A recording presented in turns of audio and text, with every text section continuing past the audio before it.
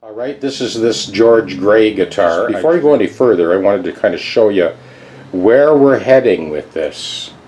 So I've taken off all that plastic binding that was just crumbling and falling to pieces anyway.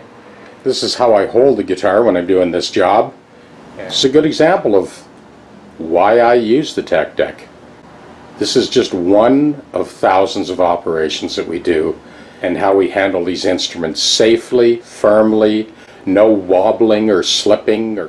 This guitar is supported along the length of the neck. Those leather straps are sort of tensioned and pull the body down into the leather pad of the body platform, and I can concentrate fully on working that ledge to a perfect 90 in preparation for the installation of this new binding.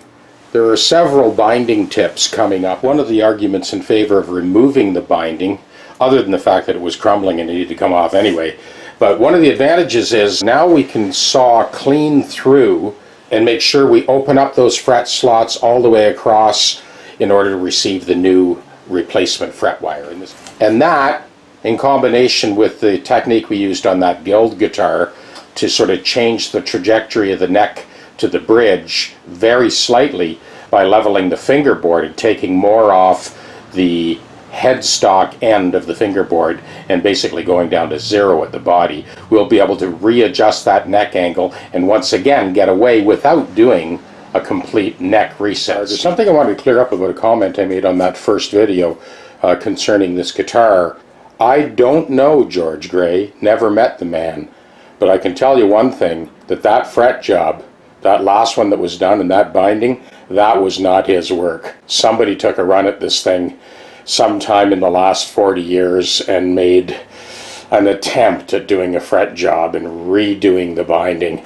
I have kind of crisped up that binding ledge. I'm putting all new binding on it. I actually have that Ivroid binding that was used by Larrivee, and I don't know if he's still using that today or not, but that was the sort of period spec. So this will be completely rebound. I'll give you a play-by-play on this too as we go. Well, we've got that new fingerboard binding, that Ivroid binding is all taped up. We'll let that set overnight.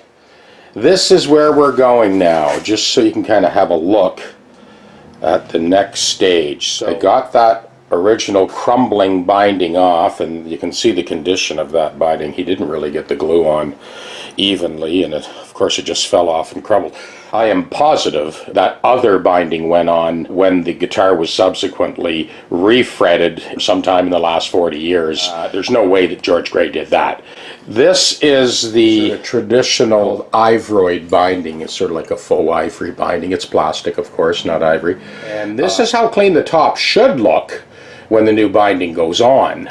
All of the scraping and scratching along that edge, that was there when I got the guitar. For my level 2 students, just make a note here, I've actually drilled the holes for the position markers in the binding that extends to the sound hole over top of the soundboard, so that there's no chance of sort of marring anything when you go to install those dots. The rest of them I'm going to drill and install after the fact. So we got a ways to go yet. You can see there's lots of binding sticking up there. And as always, we'll give you an accurate, precise play-by-play on exactly how this job should be done. See, we are proceeding with extreme caution. The top is masked and covered. We're going to start working that binding down to the top of the crown. I've filed the top of that binding down just about level with the top of the crown of the fret. Gibson still remain the envy of the entire guitar industry with this beautiful bound fingerboard, the little nibs along the ends of the frets. This is where we're heading with this one. This is triple the work of a regular fret job, going through this entire procedure to end up just like this beautiful Gibson Les Paul. We want to end up with all of those fret ends covered with that little plastic nib. In this age of instant gratification online, get whatever you want in a couple of seconds, well, you know something? Some things just take time, and you've got to devote that time to get the job done properly.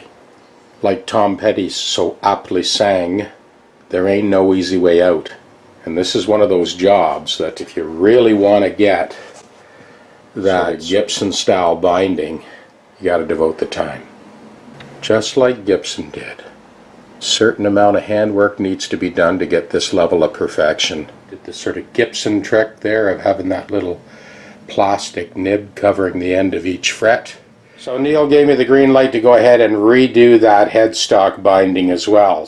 And that job you'll have to get next episode. These are EVO frets, 55 thou high, 90 thou wide.